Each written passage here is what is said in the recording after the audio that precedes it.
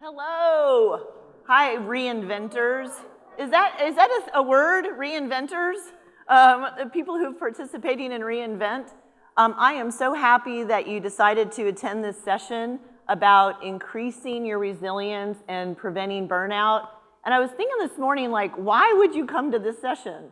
Probably, and I'm thinking that you or people on your team have experienced some signs of burnout, and you're hoping to get some tips and boosters and ideas on increasing resilience. So that is definitely what we have in store for you today. Burnout in 2016 was kind of defined with three things. So I want you to think for a minute. Are you going through any of these? Emotional exhaustion. Or maybe casino exhaustion. That's what I'm feeling lately, casino exhaustion. Also just disconnection or not so engaged. And then the third thing is lack of motivation. And kind of lack of motivation that doesn't connect to your purpose or why you are working or why you're here. And also, so how do you prevent all that when you're feeling kind of burnt out? You tap into your resource of resilience.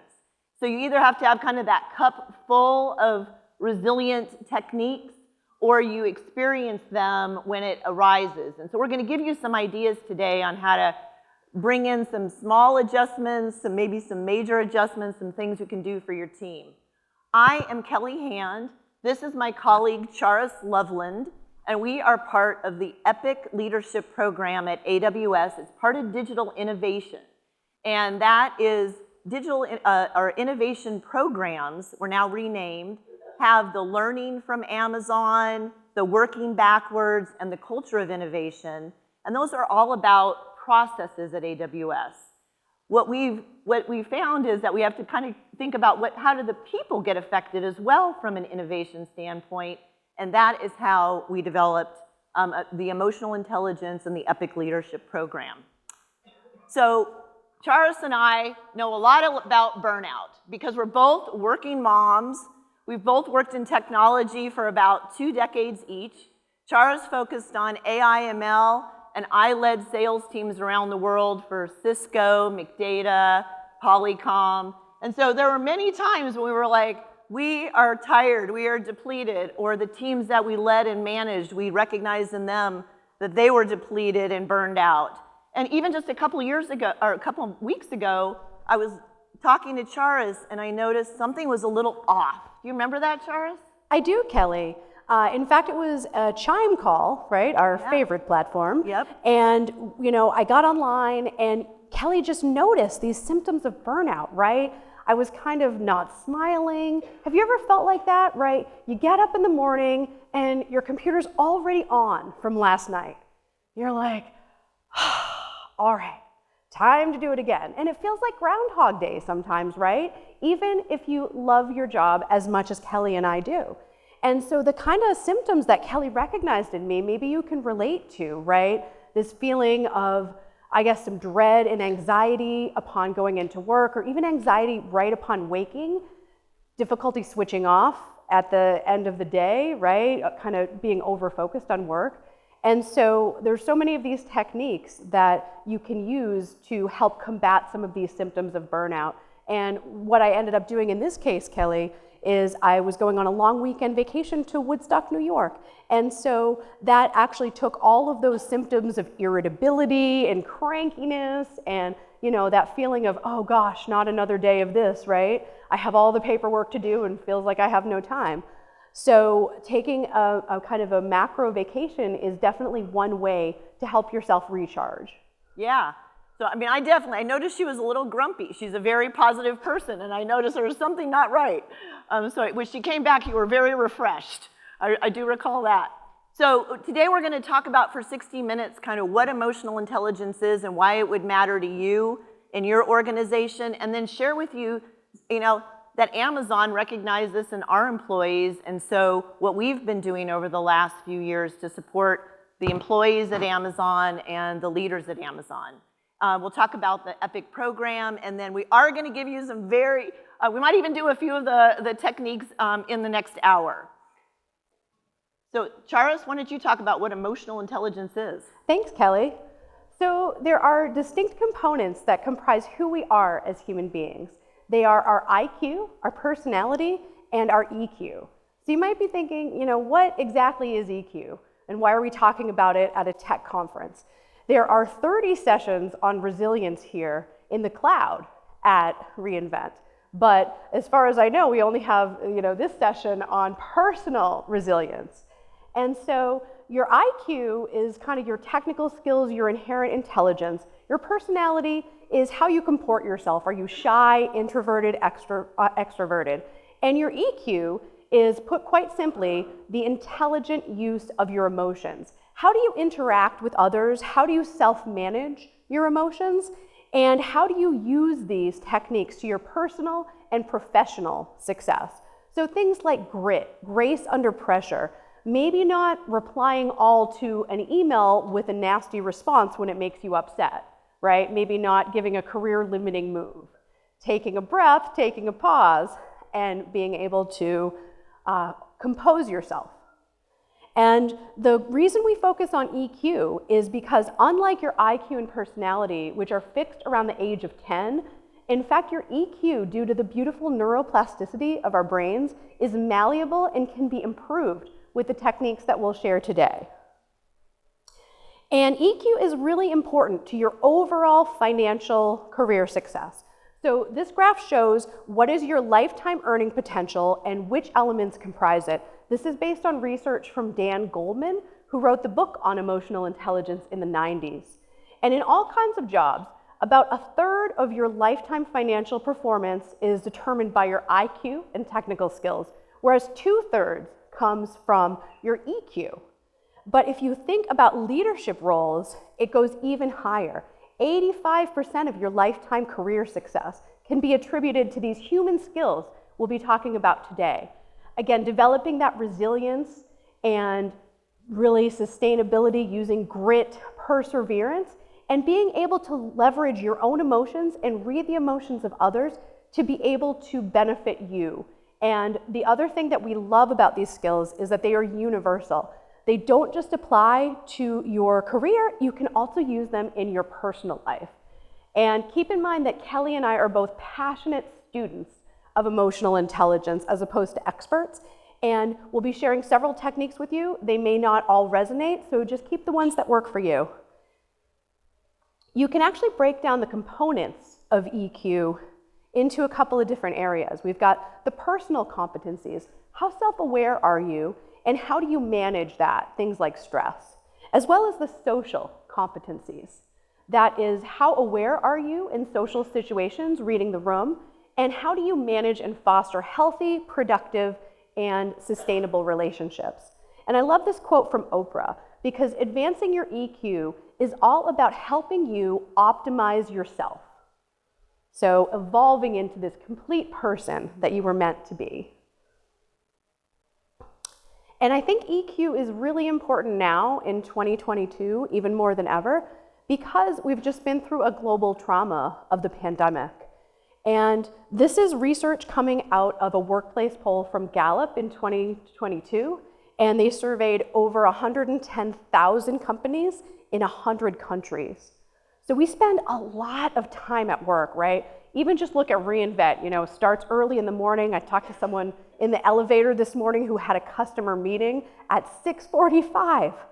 And so we're spending a lot of time and focus on our jobs. However, only 21% of us feel engaged and motivated. And that's another tip that we'll cover today, is kind of connecting into your purpose, your why. And only a third of us consider that we're thriving. Most of us are experiencing a ton of stress on a regular basis.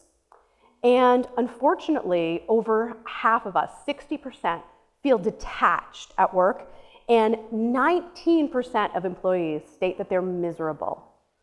This is really shocking data from Gallup. So no wonder there is this epidemic of quiet quitting, right? People just phoning it in or doing the minimum. And this can lead to so much burnout. Because we've had these 2 traumatic years of the pandemic, and we're going into what's a new normal, There's just so much going on that, in fact, the Collins English Dictionary coined the term permacrisis and made it its 2022 word of the year. And it really fits our current situation. So in addition to this global trauma, we're also dealing with just unprecedented amounts of information. Think about how much data your parents took in their job, right? There was probably no internet, right? And so we're not only getting slammed with so many emails, texts, chimes, beeps, we're also on our phones a lot because that's our primary mode of communication in our digital first world. So our tips today are really designed to help you weather the storm. I like to think of all this chaos around us, it's kind of like a hurricane. And so, unfortunately, there's nothing we can do about the volume of data that's coming at you, but we can give you some tips and techniques to find a safe haven in that hurricane and kind of find your eye of the storm so that you can be calm, collected, and poised and really help yourself prioritize your work and optimize your success. And so, Kelly, do you feel like you've experienced any of these in the past few months? Does this resonate? And go ahead and raise a hand if you've experienced some of these. I definitely suffer from insomnia due to stress. Anyone else? Yeah. Yeah, quite a few. How about first thing in the morning, kind of having that, oh God, I must need to be somewhere, you know, that kind of freak out? Yeah. And how about, you know, oh great, I'm done, right? And you're still thinking about that meeting you had at 3 o'clock. Few people? Yeah. And even the more pessimistic, negative, I definitely self-identify as an optimist, but even the most optimistic of us sometimes can let all of the stress get to us and really bring us down. A lot of more people experiencing the negativity a little bit. And even just, you know, when you are on the weekend and with your family, not really feeling so present because you're distracted and thinking about something else. So these are very common symptoms of burnout, and we're going to give you some tips and solutions on how to address them. Yeah. So when you know, COVID hit, and we had 3 years ago, we noticed that our employees were struggling as well. And so Rich Waugh founded a program on emotional intelligence, and we started doing keynotes all around Amazon to really support our employees who were going through this, like, what do we do now that we're working virtually? And then last summer, we came out with a new leadership principle. So is everyone familiar with Amazon's leadership principles? We had 14 of them. Now we have 16. They're kind of our guiding principles for how we interview, how we do performance evaluations. Last summer, we came out with this new one, strive to be the Earth's best employer. And I think the operative word here is strive, because every executive that I've talked to at Amazon says this is an aspirational leadership principle. We absolutely do not feel like we are the best employer, but we want to have a goal to get there. And how are we going to do that? We have to, like, after we've been so customer focused and focused on our customers for 20 years and making sure we had the right operations in place and the right partnership, we needed to start looking inside at our employees and developing our leaders that have more empathy, that we have more fun to work together, they're more collaborative. And I love this also, a vision and commitment to employees' personal success, whether they're at Amazon or they decide to leave Amazon. So really making sure that we care for the employee individually as a person, whether they're going to stay with Amazon or not. And we have a lot of boomerangs as well who leave and then come back to Amazon. So this new leadership principle was the foundation of, after us doing these sessions all around Amazon on emotional intelligence, we developed the EPIC Leadership Program, which is developing leaders with more empathy, purpose, who are more inspiring and more connecting.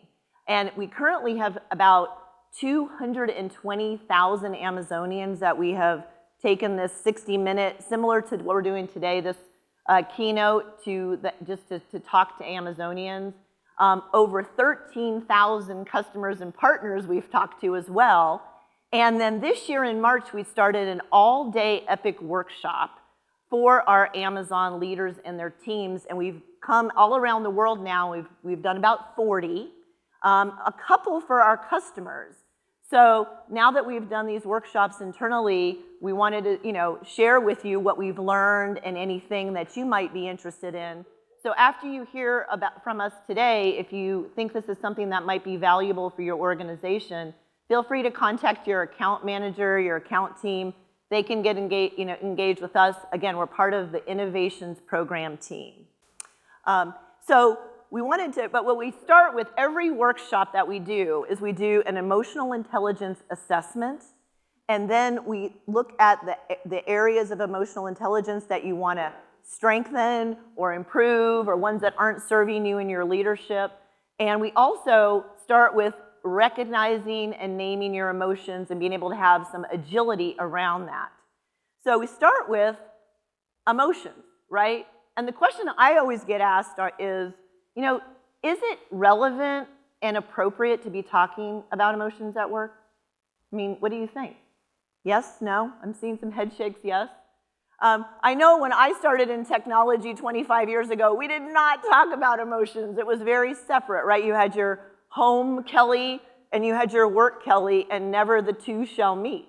But one of our partners, Dr. Mark Brackett out of Yale Institute for Emotional Intelligence, he did some research and found out that emotions affect about 95% of what you do every day at work. They affect your ability to pay attention, all the decisions you're making, the relationships you're building, and then most importantly, your physical and mental health, right? When you're feeling depleted or you're feeling off, or your physical health might also suffer if you're not recovering properly. And then that all drives performance, creativity, innovation, again, if we're not regulating those emotions properly. So what do you do first? The first step is, and I so wish I would have known this, again, when I first became a manager 25 years ago, just if you can name your emotion, you can tame it. So it starts with kind of waking up every morning and saying, what am I feeling today? And we have, 16 emotions laid out here. Brené Brown wrote a book called Atlas of the Heart. Is anyone familiar with Brené Brown or Atlas of the Heart? And her research concluded that on average, how many emotions do you think adults can name? Charles, you're not allowed to answer. How many emotions? Any guesses with a hand raise? I'm seeing 4, 10, 20, 30. Oh, somebody's read her book. 3? It is 3. So the average adult can name 3 emotions: happy, sad, or mad, right? So why do you care about that? Why does it matter if I can name more emotions? It's a concept called emotional granularity.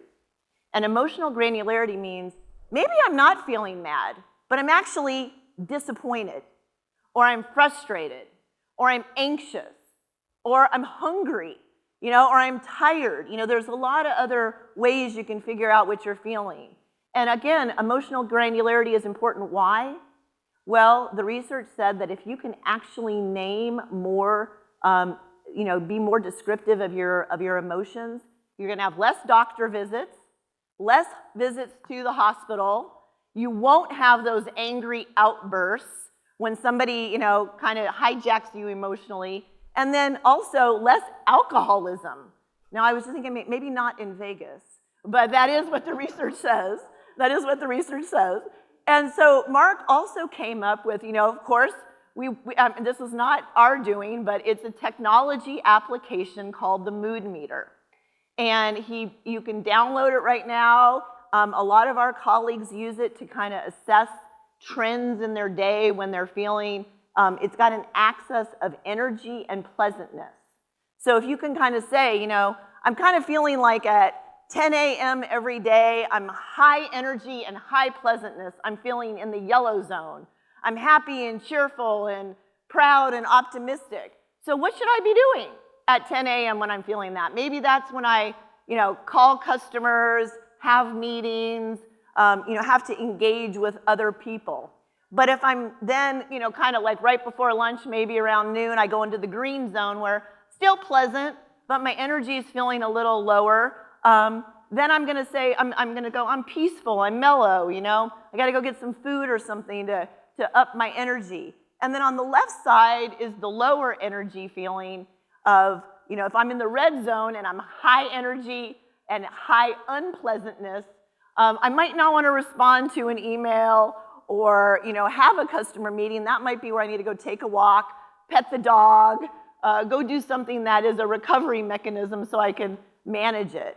And there's also a pro tip that I just read that if these 100 feelings aren't descriptive enough, you can make up your own by combining a couple. Like you've heard of hangry. I'm hungry and I'm angry, so I'm a little hangry. So how about if you're tired and excited? How about that might be your tech-cited? That's for my friends in Austin, Texas, right? The tech-cited one. Or if I'm happy but overloaded. How about this week? I bet you're happy to be at reInvent, but maybe a little overloaded. I spoke with a few of you who have been going to sessions. So maybe you're, hap over. You're feeling kind of hap over. And then Charles told me last night, that could also be you're happy and hungover. Kind of works there too, right? At the hap over. So pro tip, make up your own word for how you're feeling. And then you get to decide, do I want to stay in that emotion or shift out of it, right? I'm feeling something, I know what I'm feeling. Is this going to be the right way to feel going into whatever I have ahead of me? Reading a document, doing some research, maybe some development work, or meeting with people. And then I get to make the decision, you know what? I need to do something to shift out of this and go into a different one of those quadrants. But we also get asked this question a lot. Does emotional intelligence and resilience mean I have to be happy all the time? Gotta have a smile on my face, plastered, I'm nodding my head, always? Absolutely not.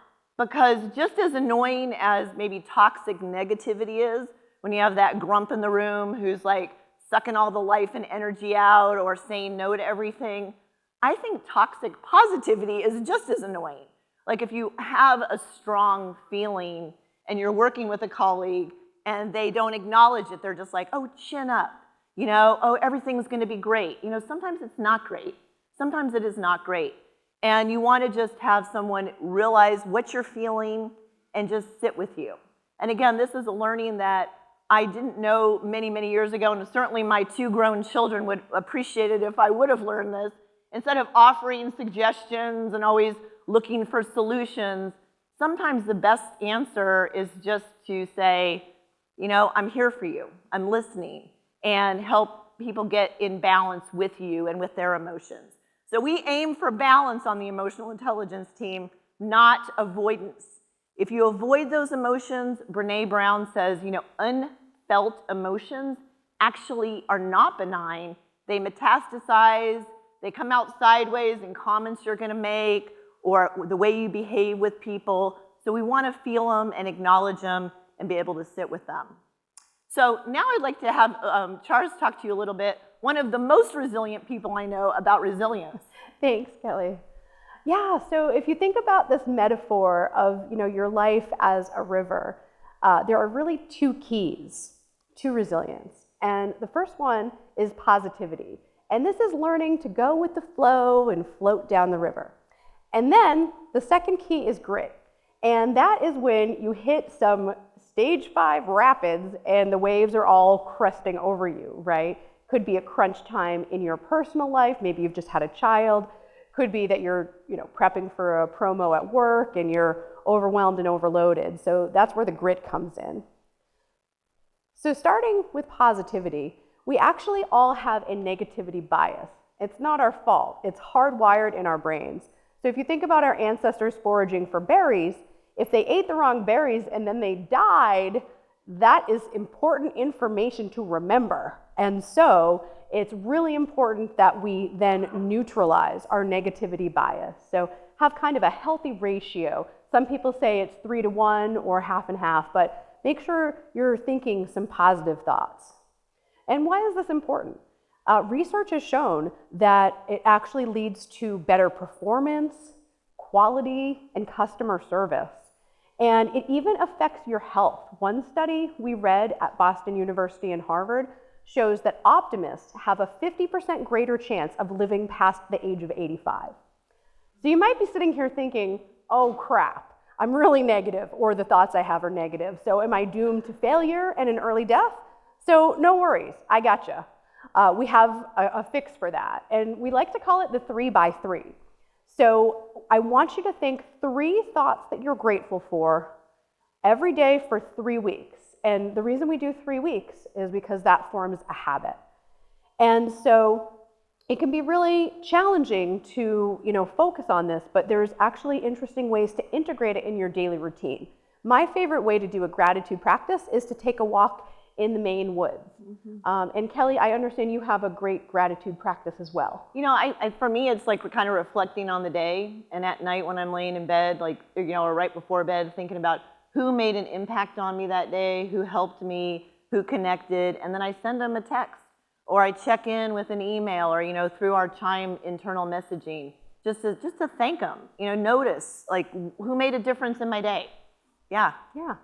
So let's actually practice this live. I want everyone to just reflect for a moment about something that you're grateful for right now, and just go ahead and send some gratitude out into the earth for that. Yeah. I am grateful for the opportunity to be presenting with Kelly here to share all of these tips with you. And so now that we've talked about the positivity part, the grit is when you have failures, as we all do, how do you recover from those, and how do you get back up and build your confidence and emerge even stronger than you were before? And one way to look at this is to actually form a tribe of people around you. So making friends at work can be so great. And this is especially important in our virtual first world that we have. And also think about the colleagues you had who onboarded during the pandemic. It's very isolating. So why not send a 15-minute no agenda meeting to just catch up with someone and ask, how are you really doing? It just shows you care. We also have a technique that we call reframing. And I have an acronym that you're all familiar with to help you remember. It's called API. But instead of application programming interface, I want you to remember my new API, which is always assume positive intent. So focus on assuming the best of someone rather than the worst. So, let's say you're in traffic and someone cuts you off right in front of you, slam on your brakes, almost cause an accident. I'm a Boston driver, I'll admit to that.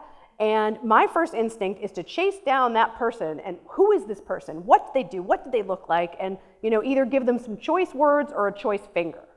And I have found over time, it is much more productive instead to say, wow, that was a close call. I'm so glad no one was hurt. Maybe they just didn't see me, or maybe they're rushing to the ER because their loved one's in the hospital. So if you give people the benefit of the doubt, that returns in spades to you. And you can also apply this to yourself with self-compassion. So back to the negativity and always kind of beating ourselves up with our thoughts. Instead of doing that, I want you to think about befriending yourself. How would you treat a trusted friend or colleague who had made a mistake? I have an acronym for this too, and that is SET.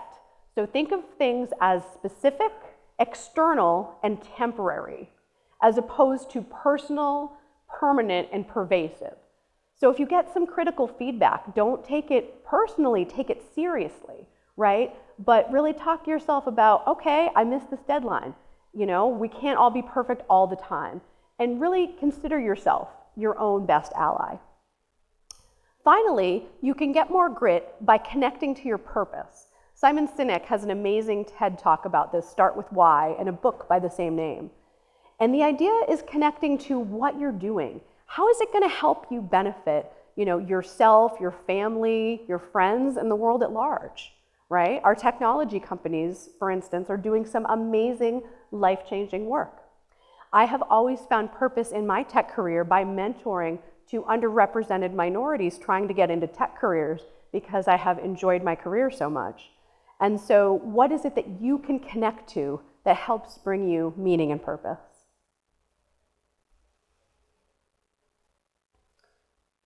And I also wanted to share a little bit about this idea of optimal performance. So we're all watching the World Cup games now, and those athletes are out there giving it their absolute all for those hour and a half. That's their peak performance. But on a random Tuesday night, they're probably not, running at full speed, right? There's got to be some recovery in there. And sometimes you're at your peak, you're firing on all cylinders. But it is actually an unhealthy expectation to think that every moment of every workday, we can be operating at our peak. What if, say, you're in Vegas and you didn't sleep much and maybe you're a little half over, right? There are a lot of external reasons why sometimes we can't give it our absolute best. So if you're feeling, tired or run down, I like to look at the article that we reference here, Rich Davini, who's a Navy SEAL commander. He does this surf torture where there's actually frigid water cresting over him as part of his training for the Navy SEALs. And it is really hard to do. It's something that you just survive. So the way Rich looks at optimal performance is that sometimes your best is when you're peaking, and other times it's literally just getting through the day. Another principle I'd like to share about is about the types of recovery. And this framework comes from UC Berkeley's Haas School of Business. And another way we can be more effective and reduce our burnout is by focusing on the ways that we can recover. So in this 3M framework, the big M, macro, is taking at least a day off, a long weekend, every week to just check out and shut down and recover. And it's amazing how much even a few days can really help you regain your sense of purpose and perspective and recover. Then there's meso recovery. This is done weekly, a couple of hours, maybe take your lunch away from your desk or go treat yourself to a massage. And I like to remind folks that a lot of us in this room have the privilege that we have more money than time. So see if there's some way you can buy your way out of some free time, whether that's hiring a housekeeper, hiring someone to come run errands for you, outsource grocery delivery. There's so many things. I just had someone organize my basement, and it's the best investment I've made in a while. Then there's micro recovery. That's just taking a couple of minutes, and every day you should be taking this time out for yourself so that you can compose, recover, and recharge. And now I'd like to walk you through an activity where we can do just that. And this is a technique used by the Navy SEALs called the box breath, and it's one of our most popular EQ tips. And the reason for this is getting some oxygen and some oxytocin, which we will do through this exercise, is one of the best ways to reduce our stress and cortisol. And the best way to get oxytocin, there are many ways. They have so many benefits of introducing more oxytocin into your system, everything from repairing heart cells to improving our compassion. And several things can initiate, massive amounts of oxytocin in our body. Giving a hug, getting a kiss, taking a long walk, even having a baby or having sex can produce lots of oxytocin. But some of these are easier to do during the workday than others. So there's a simple way to produce more oxytocin, and it's called the mindful minute. So Kelly, will you meditate with me a little bit here, practice this breathing? Absolutely. So what we'll do is take a breath in through the nose. We'll hold it in for a count of 4, exhale for this count of 4, and pause at the bottom of the inhale. So you can see why it's called a box.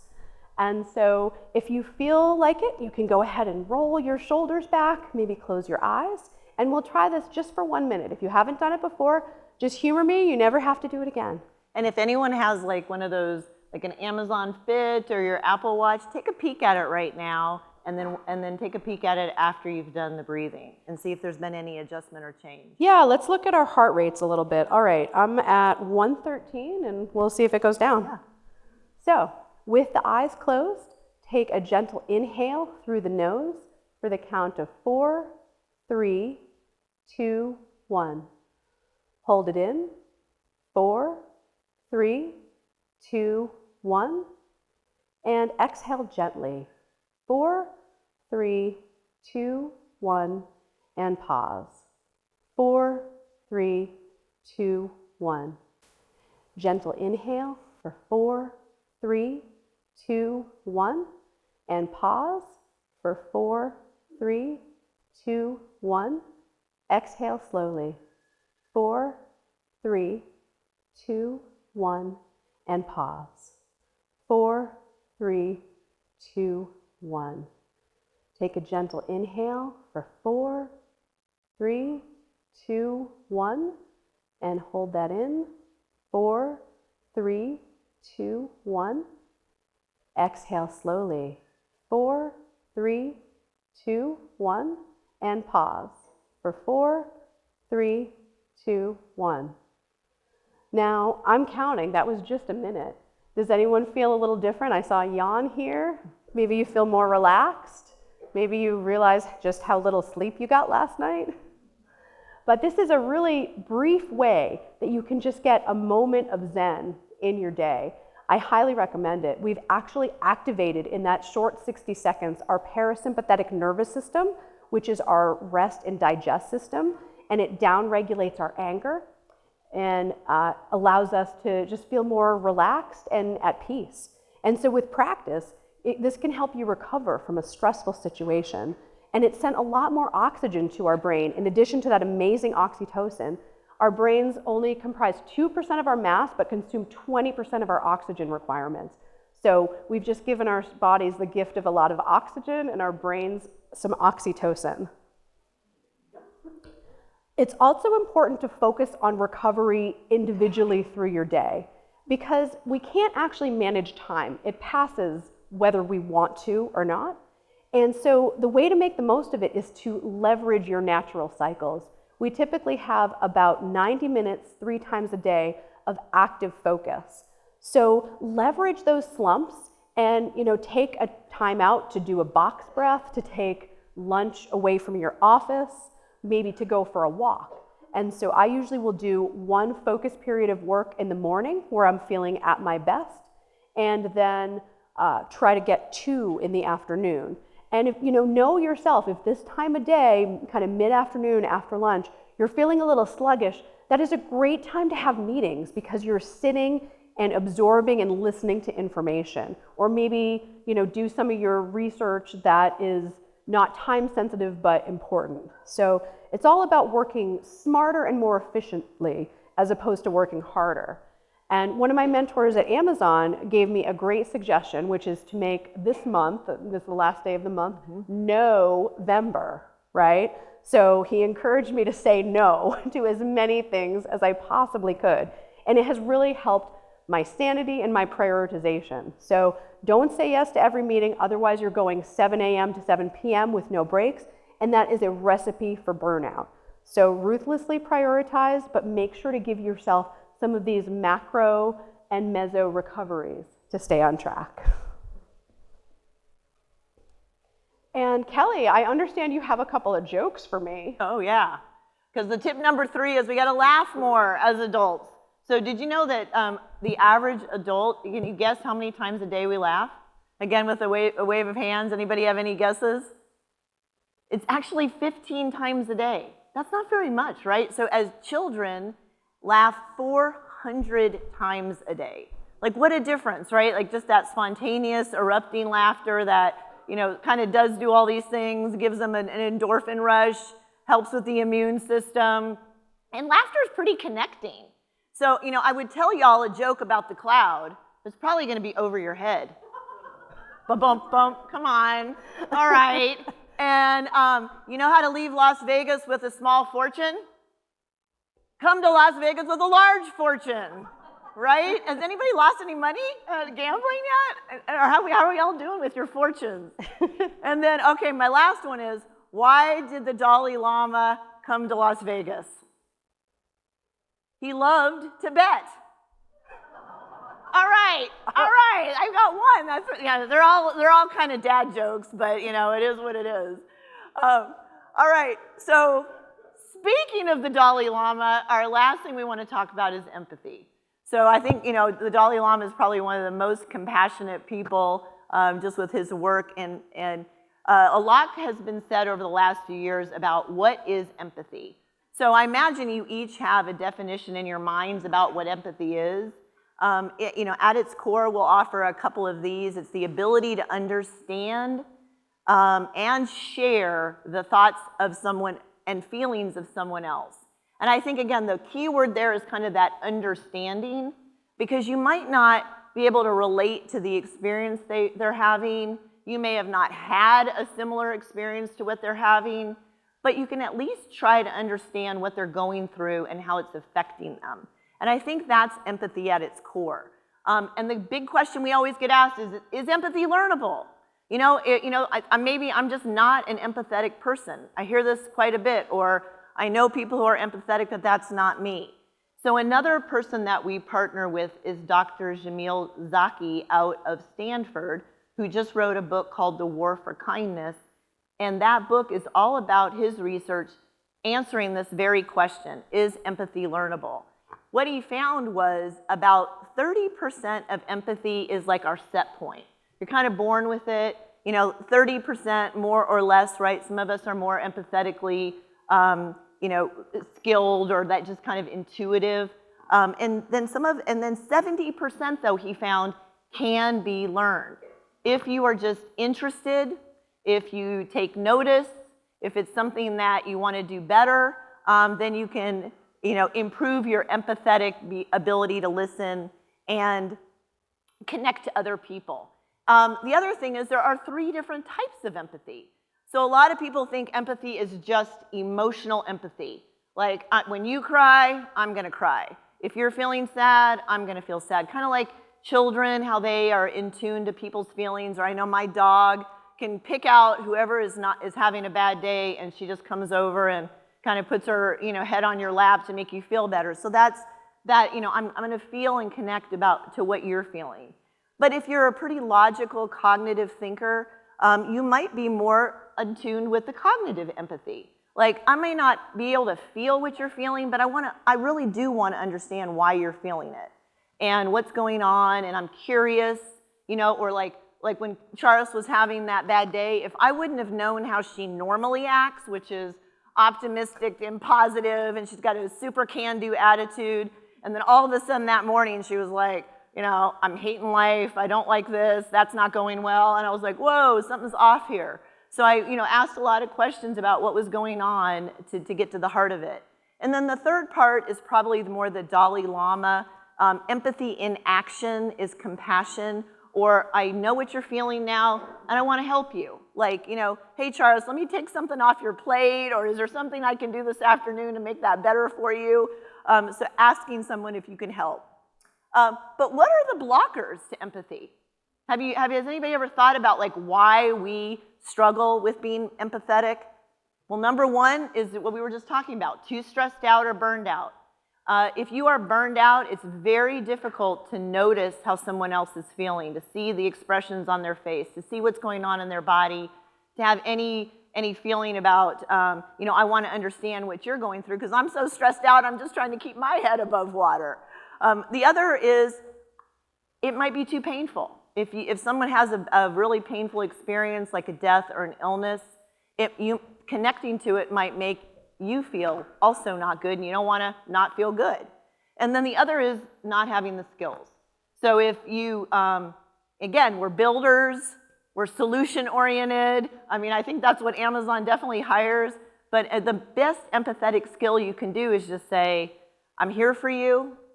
I have no idea how to respond to what you just shared with me, but I'm very glad that you did share that, and I'm just here to listen.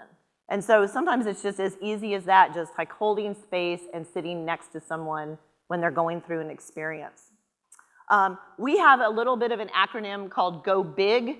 If you want, another technique, if you want to be more empathetic, you have to be present to notice, kind of remove those distractions. Just start with, I want to connect on a different level with open-mindedness. So do that breath, set your intention, and then just be grateful that you have a colleague or somebody that you are working with that you can talk to, and that that we have these great jobs that we all have. So perspective seeking, instead of learning what someone else is going through, what are they feeling and why are they thinking this? Because we only understand this little tiny bit about most people that you see every day. I mean, there are things that I could share with you about, traumas that have happened in my life. Charles and I were sharing the other night about, kind of things in childhood. We all just disclose this very small piece. So if we can have some bigger perspective for each other, there's a master class on empathy that Pharrell Williams does. And I love what he has to say. Is he says he walks, Pharrell Williams, the guy who sings Happy, he says he walks into a meeting not with like his agenda and all of his points that he wants to get accomplished, but when he walks into a meeting, he says, gosh, I really want to understand what the other person wants out of this. Like, what is their agenda? What do they want to accomplish? What can I offer that they may be taking some time to meet with me? And I was like, that really makes sense, because a lot of us just go in with our own agenda, but understanding what they're feeling and thinking. And then we have another technique called STAR. So if you're familiar with kind of the STAR method of interviewing, we've taken it in a little bit of a different direction, which is building empathy with someone around sharing, thinking, asking, and remembering. So I see this technique used a lot, and if you watch like late night talk shows like Trevor Noah or Jimmy Kimmel or Stephen Colbert, they use this all the time, right? They share something that they're vulnerable, or maybe a story from their life, and then they thank the person for being there. Thank you for coming to my show today, and I'm really appreciative of you taking the time. Then they start asking questions, right? Just non-judgmental, I want to get to understand you a little better. And then they remember something that the guest said and kind of circle back to it at the beginning, and then it usually has a laugh, right? So you can use the same technique when you're meeting with people, like share something, right? Divulge a little bit of something about yourself that might feel a little uncomfortable, but it's a way of connecting. And then remember that we're all here together. Thank people for being with you and taking that extra time. Ask them some questions. And then, remember, my memory is not the same as it used to be, so I write a lot of things down. And then the next time I have a meeting with somebody, I try to remember their kids' names, or if they just had a celebration, or especially if they had a challenge that they shared with me. So, STAR. So we are so grateful again that you joined us today. We want to share with you a little bit more about how to stay connected to the EPIC team. But every interaction I have, I think, you're not going to remember what Charis and I said, probably not all of it. Hopefully you take away a few things from this presentation and this session. But we hope you remember how we made you feel. And also how Amazon is investing more and more into developing our leaders, our managers, and more time with our employees to understand how to manage their emotions and bring them to an interaction with more force and more, and an emotion that's going to serve them and do better in that interaction than not. So if you'd like to learn more about our approach at Amazon, we read a lot of books. Here's some of our recommended reading list. Here's that Permission to Feel I was talking about, Atlas of the Heart by Brene Brown, The War for Kindness, Jamil Zaki. We have plenty of other books we'd love to share with you. And then, here are a couple QR codes if you want to take down some information. We have an awesome external website with bios of Charis, myself, and our founder, Rich Waugh, and also some videos that he's done, some interviews with people with all over Amazon. And then we are also part of AWS Innovation. So you can go out to that website or talk to your account team if you're interested in having one of these sessions for your company, or we can come in and do a workshop with you. And then we also just wanted to share that there are a whole lot of other innovation sessions at reInvent if you want to join them. And especially this afternoon, in about a half an hour, a couple of our colleagues are doing a workshop that you might be interested in on boosting productivity and avoiding being overwhelmed. So kind of taking this concept and bringing it even into more techniques and solutions. So Charis and I really thank you for being with us. We had a great time being with you. Thank you for laughing at our silly jokes. And if you have any questions, we'll be around or out back.